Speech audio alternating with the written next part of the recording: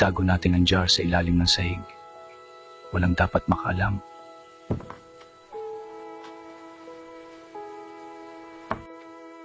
Kahit may ginto na kami, kailangan naming maging maingat.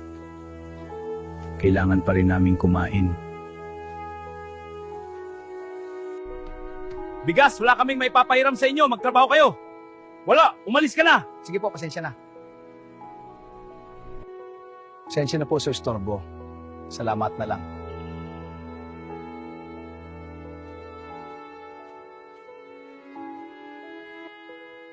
Tay, ito, may konting bigas ako para sa inyong mag-anak. Salamat anak, napakalaking tulong nito. Walang anuman po, tay.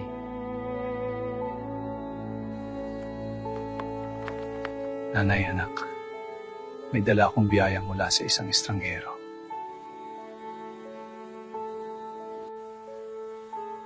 Hindi tayo pwedeng mabuhay sa tago. Ibenta na natin ang ginto. Tama ka. Maghahanap tayo ng bibili sa kabilang bayan.